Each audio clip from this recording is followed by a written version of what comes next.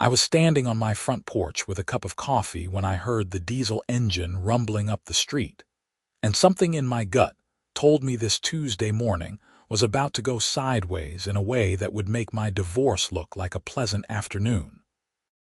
The bulldozer turned into my driveway at 7 in the morning, its yellow metal gleaming in the early sunlight, and behind it came a white pickup truck with Heritage Pines HOA maintenance stenciled on the side.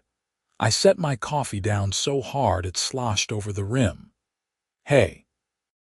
I shouted, jogging down the porch steps. "What the hell are you doing?"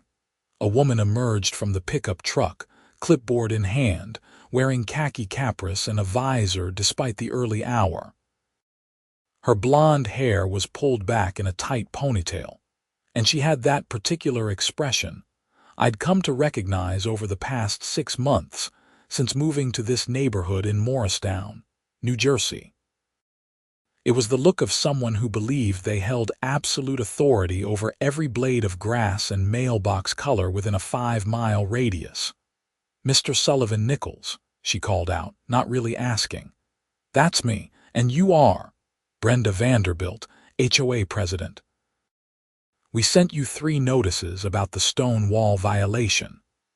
I stared at her, then at the bulldozer, which was now positioning itself near the old stone wall that ran along the eastern edge of my property. The wall was beautiful, maybe 4 feet high, made of carefully stacked fieldstone that had weathered to a soft gray over God knows how many years. It was one of the main reasons I'd bought this property.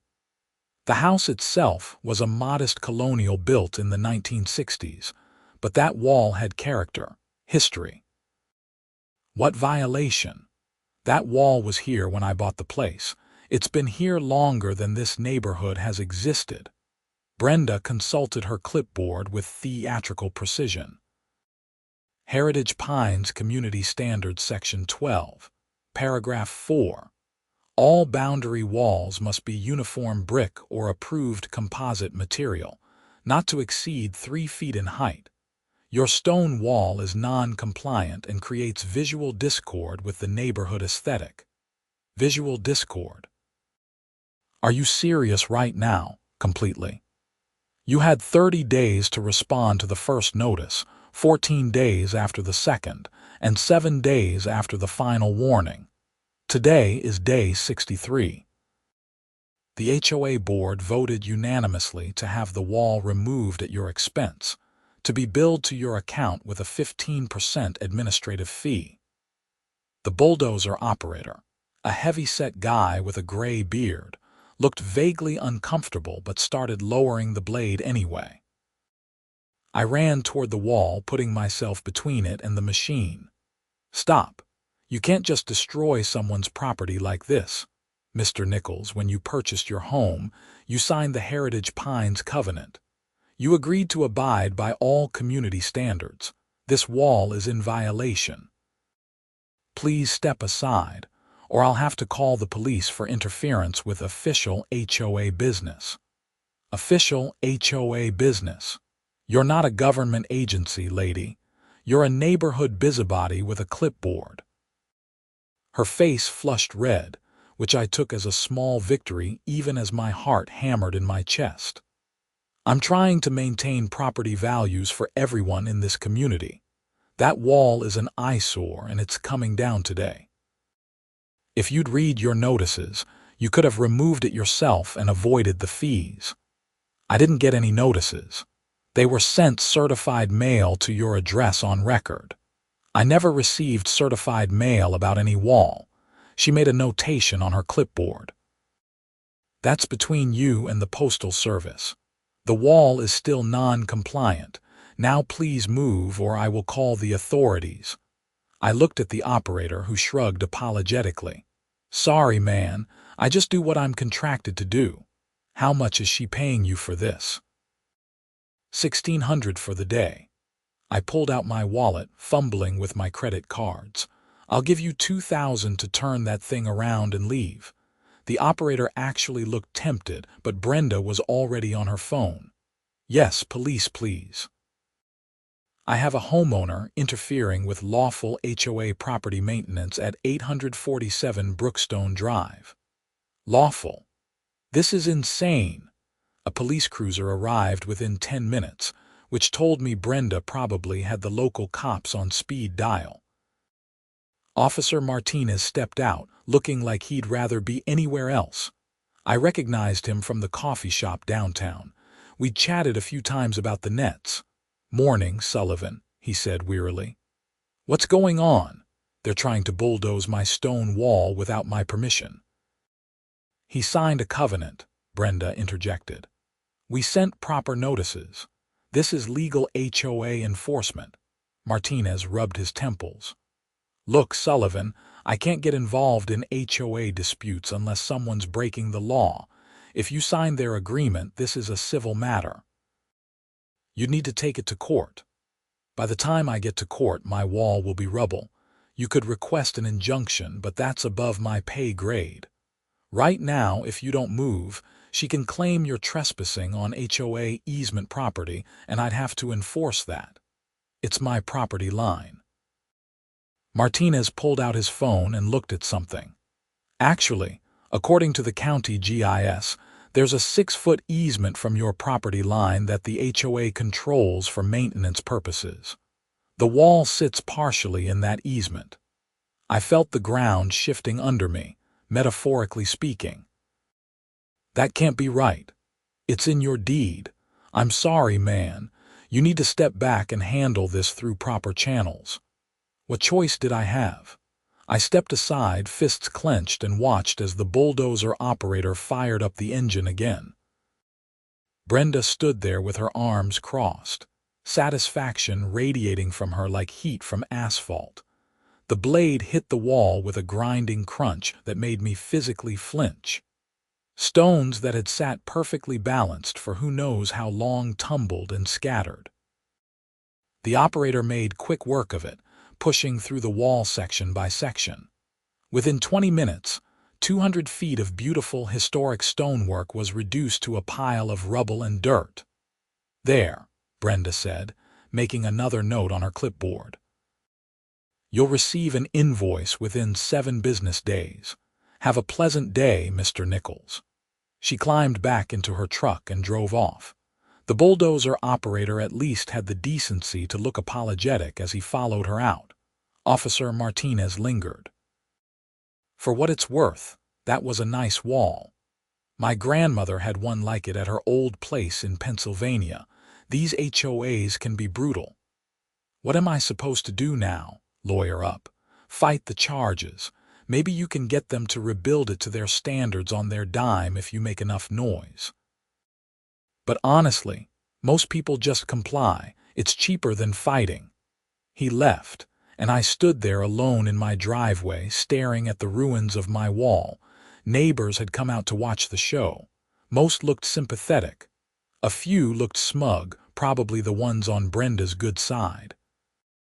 One woman, elderly with white hair, walked over slowly. "That was Hutchinson's wall," she said quietly. "What?" "That stone wall. It was called Hutchinson's Wall when I was a girl. My father told me it was built by farmers who fought in the Revolution. It marked the old property boundary between 2 families who served together." Something cold ran down my spine.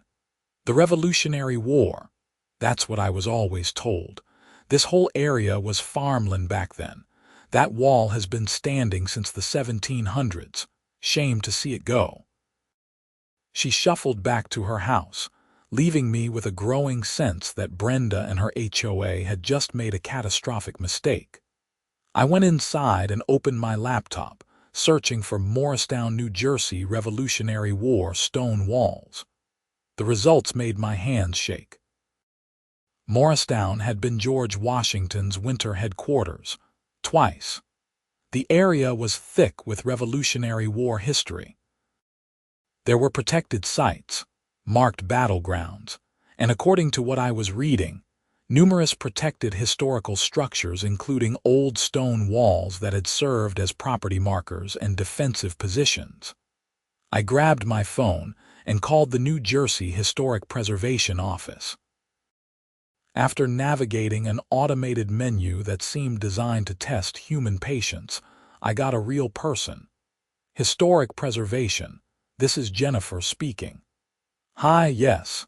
I need to report possible damage to a historic structure. A stone wall on my property that might date to the Revolutionary War was just demolished by my HOA. There was a pause. When did this demolition occur? About 20 minutes ago. And you believe the structure was historically significant. A neighbor who's lived here for decades says it was called Hutchinson's Wall and dated to the 1700s. We're in Morristown, which I know is a significant Revolutionary War site. Another pause, longer this time. Sir, what's your exact address? I gave her my address on Brookstone Drive. I heard typing, then a sharp intake of breath. Mr. Nichols, your property is within the Jockey Hollow Perimeter Survey area. Any structure predating 1800 in that zone is automatically protected under state historical preservation law. Do you have photographs of the wall before demolition? I have some from when I bought the house, and probably 100 people saw it get knocked down this morning. Don't let anyone remove the rubble. I'm sending an investigator immediately. If that wall was what you say it was, and it was demolished without a historical impact review, there are serious legal consequences. For who? For whoever ordered the demolition.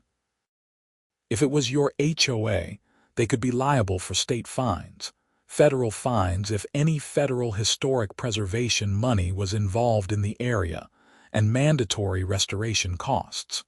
We're talking potentially hundreds of thousands of dollars. My anger transformed into something else. Something that felt a lot like justice warming up in the bullpen. How soon can you get someone here? Within 2 hours. Don't touch anything.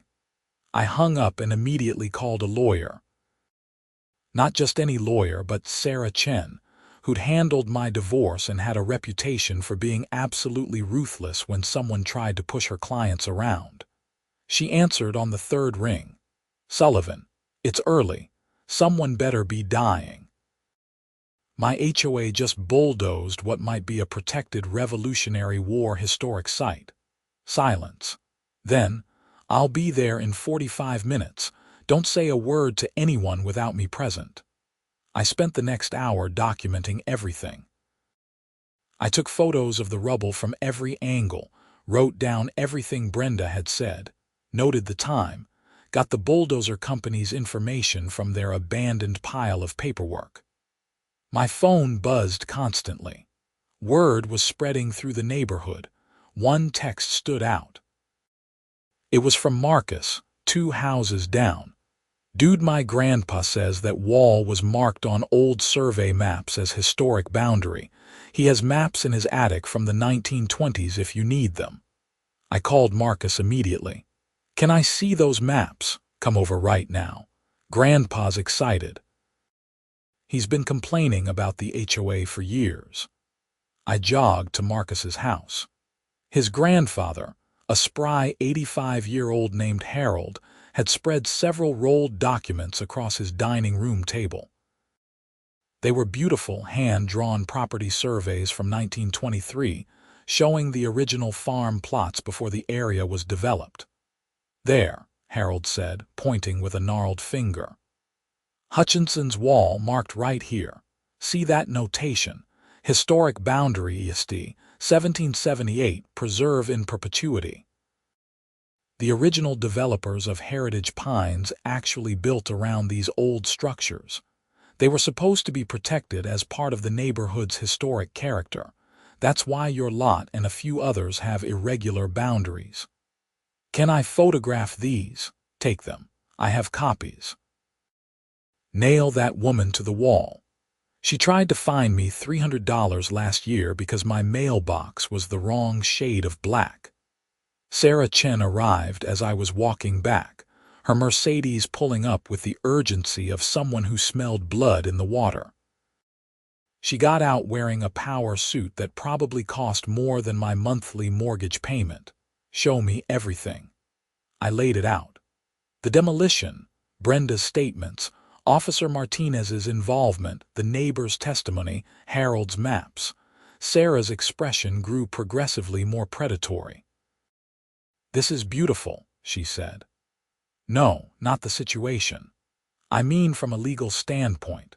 They've violated state historic preservation law, possibly federal law, destroyed protected property, and did it with such blatant disregard for due diligence that we can probably argue willful negligence."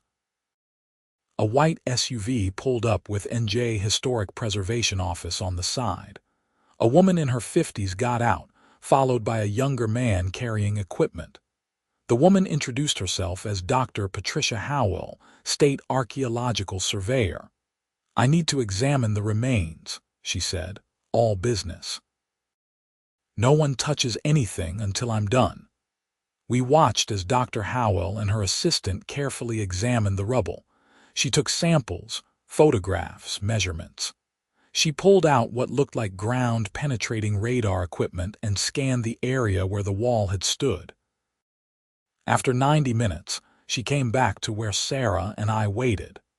"Mr. Nichols, that wall dated to approximately 1777 or 1778, based on construction technique and mortar composition. It was built using fieldstone clearing methods consistent with Revolutionary War-era farming. More significantly, we found musket balls and uniform buttons in the soil beneath the foundation, suggesting it may have been built on or near a military encampment site. So it was protected, absolutely. This entire site should have been flagged in any property survey. The fact that it wasn't suggests either negligent oversight or deliberate omission. Either way, the demolition was illegal. I'm filing an emergency stop work order for the entire property and initiating a full archaeological survey of your land. How long will that take? Could be weeks. Possibly months. Nothing can be built or modified on this property until we're done. And I'm recommending the state attorney general file charges against whoever ordered this demolition." Sarah was practically glowing. "Do you need me to provide contact information for the HOA, please? And Mr. Nichols, you should know that under New Jersey Statute 13(1)(b)(15.128), anyone who damages or destroys a historic structure is liable for restoration costs, which must replicate the original construction using period-accurate methods. For a wall this size and age, that could easily exceed $200,000, plus state fines of up to $50,000 and federal fines if we determine this site has national significance. I felt dizzy. The HOA has to pay that, if they ordered the demolition, yes. Ignorance of historic preservation law isn't a defense. They had a duty to research before taking destructive action. Dr. Howell left to make calls. Sarah turned to me with a sharp smile. "We're going to own that HOA board, personally and organizationally. By the time I'm done, Brenda, whatever her name is, will wish she'd never seen a clipboard. Vanderbilt, Brenda Vanderbilt, perfect. Even her name sounds like she needs to be taken down a peg." The rest of the day was a blur. More officials arrived. The County Historical Society sent someone. A reporter from the Morristown Daily Record showed up somehow and interviewed me on my lawn. By evening, the story was online. HOA destroys Revolutionary War historic site in Heritage Pines. My phone rang at 8 p.m. "Unknown number," I answered. "Mr. Nichols, this is Brenda Vanderbilt. I've been informed of some concerns regarding the wall removal. I'm sure we can resolve this as reasonable people." "You mean the Revolutionary War historic site you illegally demolished?" Her voice tightened. "No one informed us the wall had any historical significance. You didn't ask. You didn't do any research. You just sent threatening letters and brought in a bulldozer. I'm prepared to offer a compromise. The HOA will waive the demolition fees and allow you to rebuild a wall to your specifications, within reason. Sarah, who was listening on speaker, shook her head vigorously. That's not going to work, Miss Vanderbilt. The state is requiring full restoration using period-accurate methods. They're also filing criminal charges. This is out of my hands now. Criminal charges. That's absurd. We were enforcing covenant rules. You destroyed a protected historic structure. That's a crime in New Jersey. You should probably get a lawyer. I hung up. Sarah high-fived me. That was perfect. Don't take any calls from her without me present. Don't agree to anything. Don't sign anything. We're going to let this play out exactly as it should. The next morning, I woke up to find the story had gone viral. Not just local news, but state news. By afternoon, national news outlets were picking it up. Overzealous HOA destroys Revolutionary War site made for perfect rage bait content, and the internet delivered. My inbox filled with interview requests, messages of support, and surprisingly, several from historians who wanted to study my property. The HOA called an emergency meeting. I wasn't invited, but Marcus texted me updates. Brenda was trying to control the narrative, claiming they'd acted in good faith. Other board members were panicking. The HOA's insurance company had apparently sent a tersely worded letter denying coverage because the policy didn't cover willful destruction of protected structures. Thursday morning, two things happened simultaneously. First, Dr. Howell's team began a full archaeological dig on my property. They cordoned off half my yard with orange fencing and started carefully excavating. Second, two investigators from the New Jersey Attorney General's office showed up at Brenda Vanderbilt's house with a warrant. I watched from my porch as they led her out in handcuffs. She looked small somehow, diminished without her clipboard and authority. The charges, as I learned later, included criminal mischief, destruction of protected property, and several other violations of state historic preservation law. But the story got more interesting. As Dr. Howell's team dug, they found more than just an old wall foundation.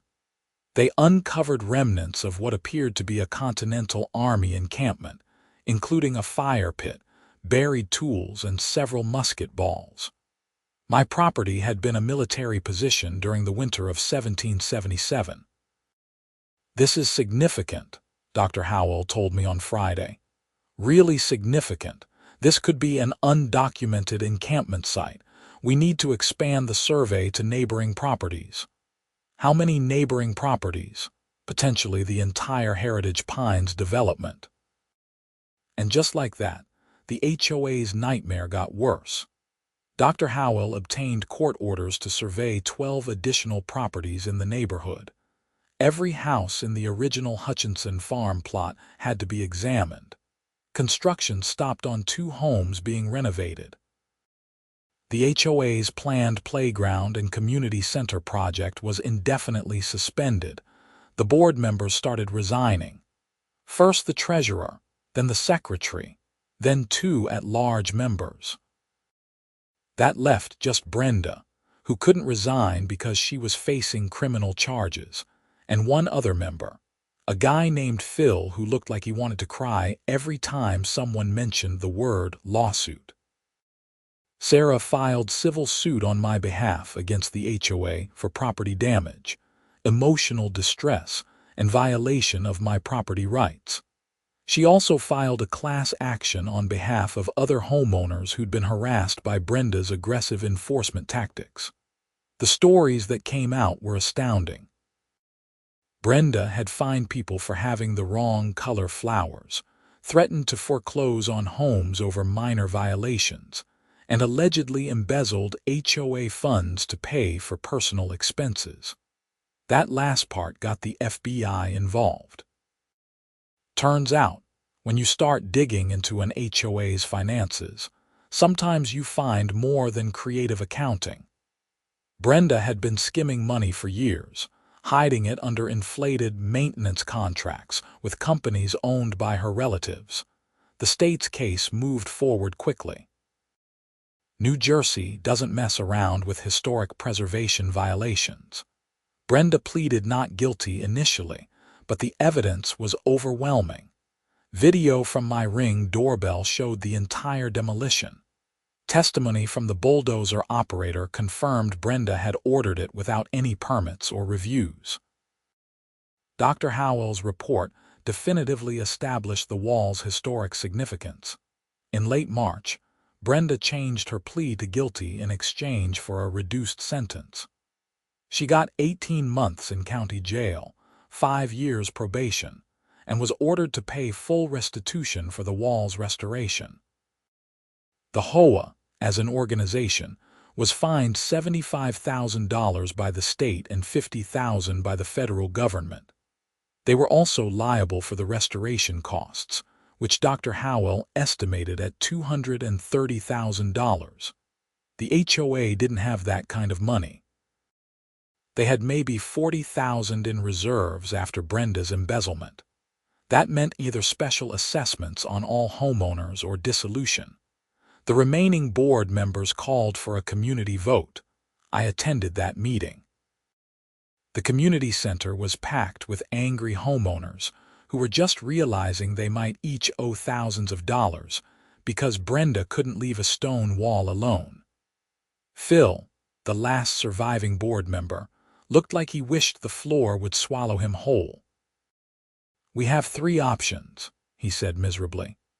1. Special assessment of approximately $3,000 per household to cover costs. 2. Dissolution of the HOA, which means all common areas get divided or sold and we lose neighborhood amenities. 3. Sell the community center and playground land to developers. "There's a 4th option," Sarah said, standing up. She'd come with me for moral support and possibly for the entertainment value. Mr. Nichols could forgive the debt in exchange for certain considerations. Everyone turned to look at me. I hadn't planned this, but Sarah had mentioned the possibility earlier. I stood up slowly. I'd be willing to settle for the following. The HOA formally apologizes in writing and publicly. All fines and fees levied against me, and anyone else for minor aesthetic violations in the past 5 years, are forgiven and refunded where possible. The HOA covenant is amended to remove all provisions about stone walls, and a new provision is added protecting historic structures. The HOA pays for restoration of my wall to period-accurate standards, and any future board members have to undergo training on historic preservation law. The room was silent. Then someone started clapping. Others joined in. Phil looked like I'd just thrown him a life preserver. "I think we can work with that," he said weakly. The vote was unanimous. Sarah drew up the settlement agreement, and within 2 weeks, it was signed. The state agreed to reduce its fine to $25,000 in light of the HOA's cooperation and financial hardship. The federal fine was waived entirely when my property was designated a protected historic site, which apparently made some bureaucrats in Washington happy. The wall restoration began in April. The project was fascinating to watch. A specialized firm that worked on historic restorations sent a crew who carefully sorted through the rubble, identifying original stones. They used traditional methods to rebuild, mixing lime mortar by hand according to 18th century techniques. Dr. Howell supervised to ensure archaeological integrity. The crew chief, a grizzled guy named Tom who'd worked on restorations at Valley Forge in Gettysburg, said my wall was one of the finest examples of Revolutionary War-era fieldstone construction he'd seen. "Whoever built this knew what they were doing," he said, carefully positioning a cornerstone. "This wall was meant to last centuries, would have too if not for your HOA. The restoration took 6 weeks. When it was finished, the wall looked exactly as it had, maybe even better." The stones fit together perfectly, the height and length matched exactly, and now there was a small bronze plaque at one end. Hutchinson's Wall, circa 1777, Revolutionary War Historic Site, restored 2026. The HOA sent a formal written apology, published in the local paper, and posted on their website.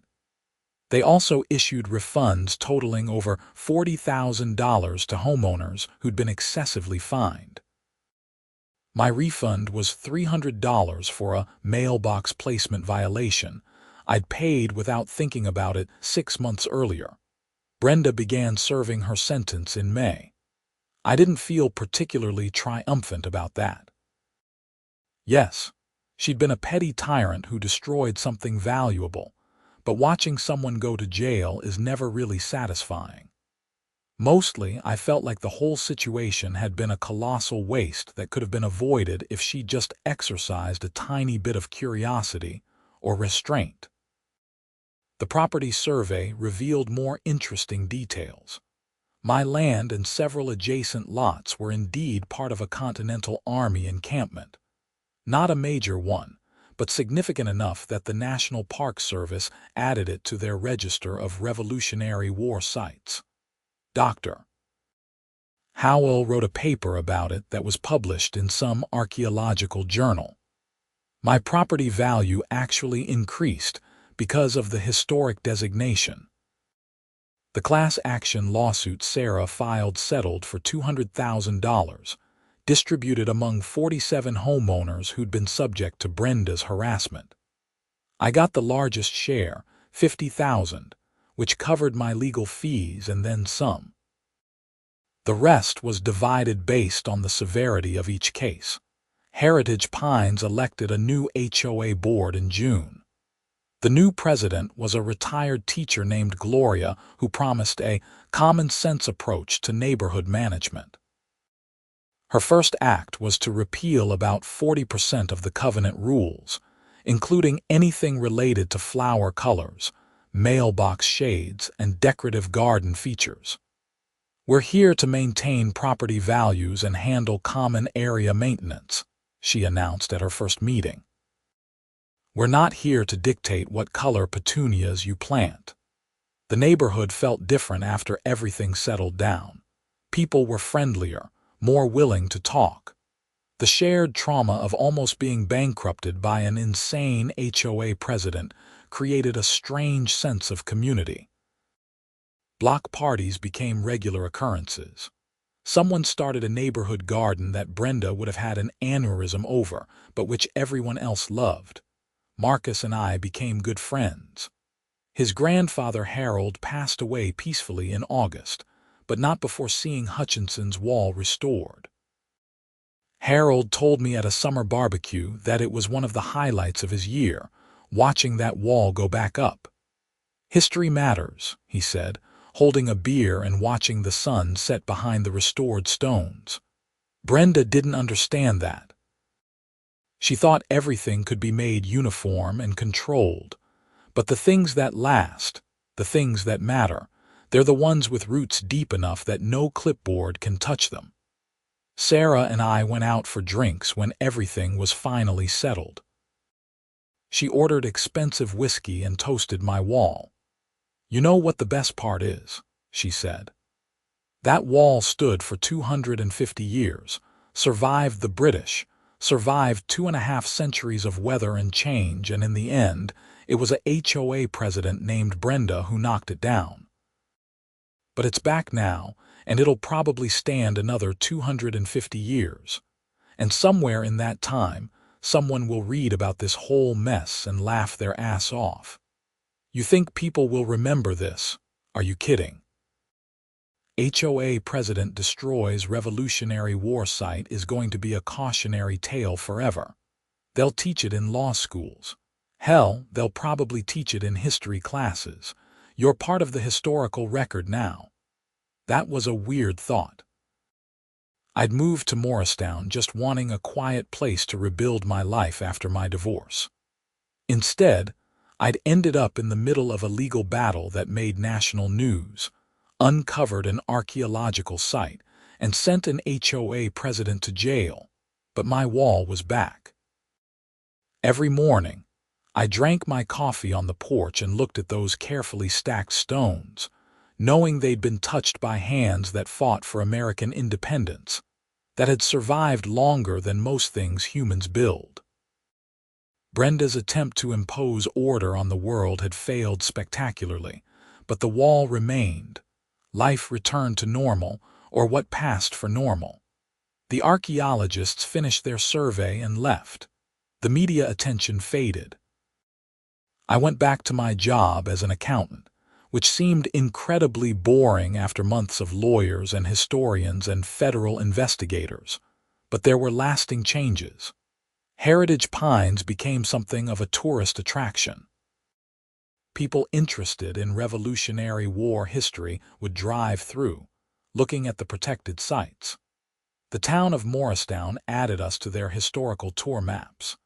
A couple of documentary filmmakers even came out to interview me about the whole situation. What would you say to other homeowners dealing with aggressive HOAs? One filmmaker asked. I thought about it. Document everything. Know your rights. And if you think something on your property might be historically significant, check before anyone starts tearing things down. There are resources, historical societies, preservation offices. Most of them are eager to help. And sometimes, what looks like just an old pile of rocks is actually something worth protecting. The footage ended up in a documentary about historic preservation challenges in modern America.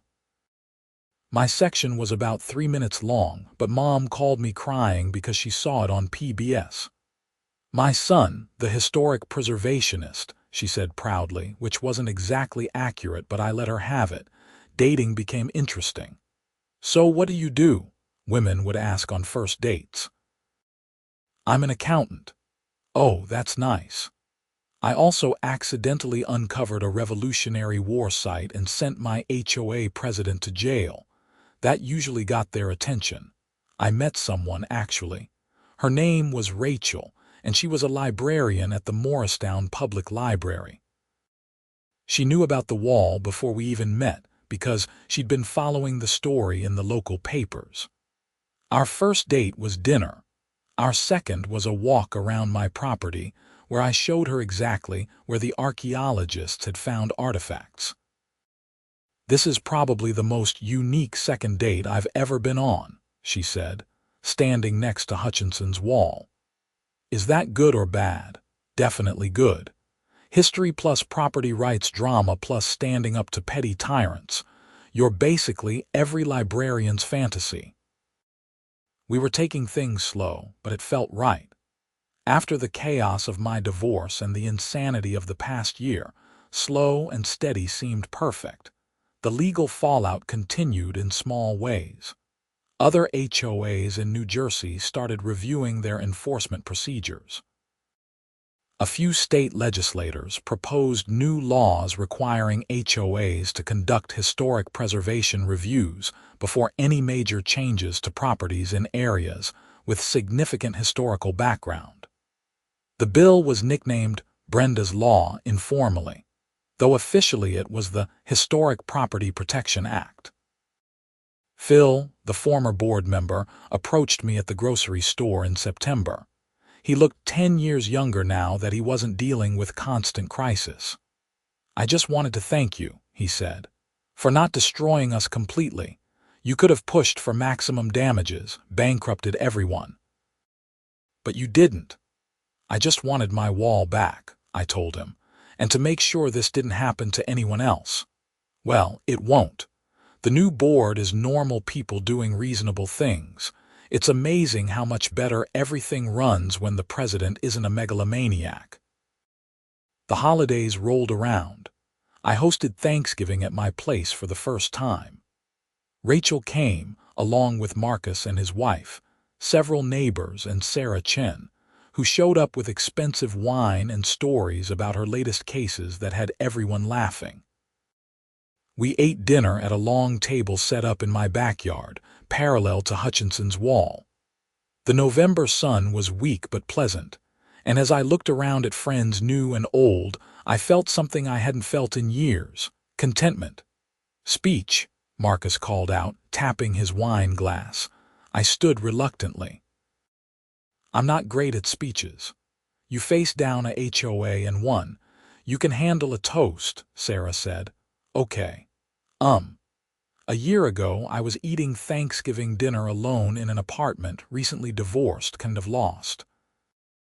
I bought this house because I needed a fresh start, and that wall out there just looked solid and real and permanent. I didn't know it was historic. I just knew it was beautiful. When Brenda tried to tear it down, it felt personal, like she was trying to erase the one thing I'd chosen for myself. But fighting for it gave me more than just a wall back. It gave me all of you. It gave me a community, real friends, and a sense that sometimes standing up for what's right actually works. So thank you for being here. Thank you for supporting me through the insanity, and thank you for making Morristown feel like home." Everyone raised their glasses. Rachel squeezed my hand under the table.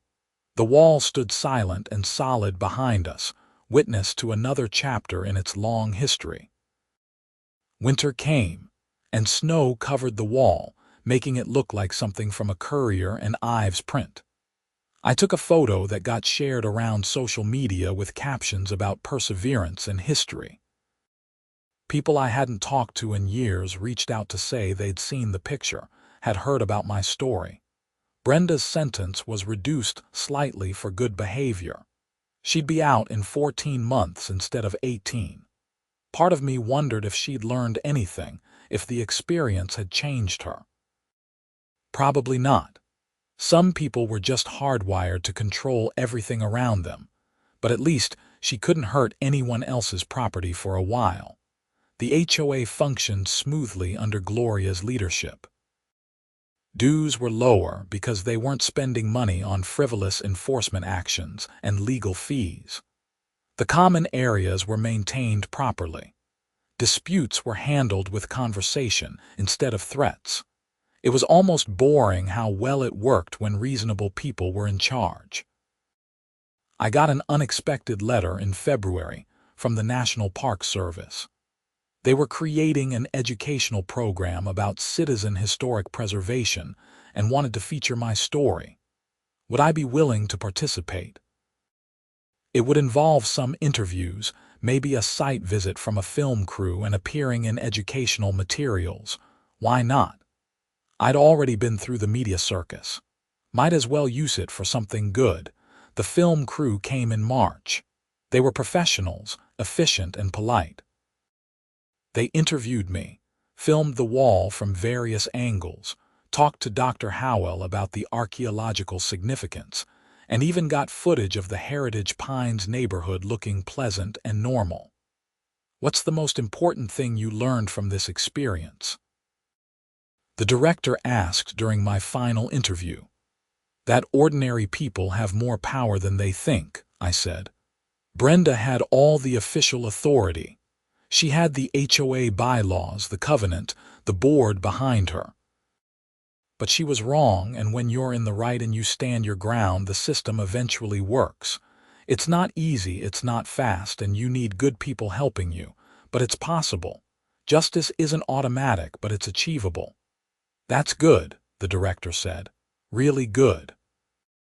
We'll definitely use that. The educational program launched in June, during National Historic Preservation Month. My section was part of a larger presentation about grassroots preservation efforts. Teachers could stream it for free. Historical societies started using it in their programs. I became a very minor example of how regular people could protect history. Rachel and I got serious. She moved in that summer, bringing her extensive book collection and her cat, a gray tabby named Hamilton. The cat immediately claimed the windowsill overlooking Hutchinson's wall as his territory. I think he's guarding it, Rachel said, watching Hamilton stare intensely at the stones. Good. After everything it took to save that wall, it deserves a vigilant protector. We talked about getting married eventually. No rush. We'd both been through enough chaos to appreciate taking things slow and steady. Her books filled my shelves. Her laughter filled my house. Life was good. The neighborhood thrived. Property values increased not because of strict HOA enforcement, but because Heritage Pines became known as a genuinely nice place to live with actual history and character.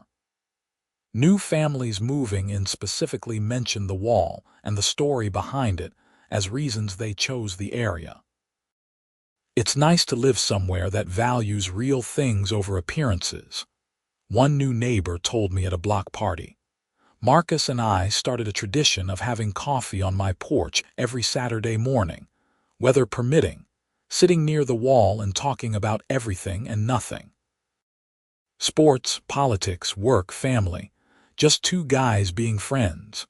You ever regret fighting so hard? Marcus asked one Saturday in September. I looked at the wall, solid and beautiful in the morning sun, thought about everything it had cost in time, stress, and money. Thought about Brenda in jail, the HOA's near collapse, the months of legal battles. Not even a little bit, I said. 3 years after the demolition, Heritage Pines had transformed completely. The new HOA was functional and fair. The neighborhood had real community instead of enforced conformity. People knew each other, helped each other, didn't live in fear of petty violations. And Hutchinson's wall stood exactly where it had stood for 2.5 centuries, protected now by law and by people who understood its value. Continental Army soldiers had built it with their own hands between battles. Farmers had maintained it through generations. It had survived revolution, civil war, world wars, social upheaval, and finally, one petty HOA president who learned the hard way that some things are bigger than bylaws and clipboards. I drank my coffee and watched the morning light hit the old stones, making them glow soft gray and gold. Behind me, inside the house, Rachel was making breakfast and Hamilton was probably shedding on furniture. Around me, neighbors were starting their days in a community that had learned to value substance over appearance, history over uniformity. Brenda had wanted to create visual harmony by destroying something real and replacing it with something fake. Instead, she'd accidentally taught an entire neighborhood what actually mattered. Not matching mailboxes or approved paint colors or perfectly uniform walls. But real history, real community, real justice. The wall would stand another 200 years, probably longer. Long after everyone involved in this story was gone, it would still be here, marking the place where ordinary people once fought for freedom, and where one ordinary guy fought to preserve their legacy. Some things are worth fighting for. My stone wall taught me that. And every morning when I look at those carefully stacked stones, I remember that the best victories aren't about crushing your enemies. They're about protecting what matters and building something that lasts. The wall had survived. Justice had prevailed. And life in Heritage Pines was finally, peacefully, wonderfully normal. Which, after everything, was exactly what I'd wanted when I moved here 3 years ago, looking for a fresh start and finding instead a historic structure worth defending and a community worth building. Hutchinson's wall stood witness to all of it, silent and solid, exactly as it had for 250 years, and exactly as it would for hundreds more.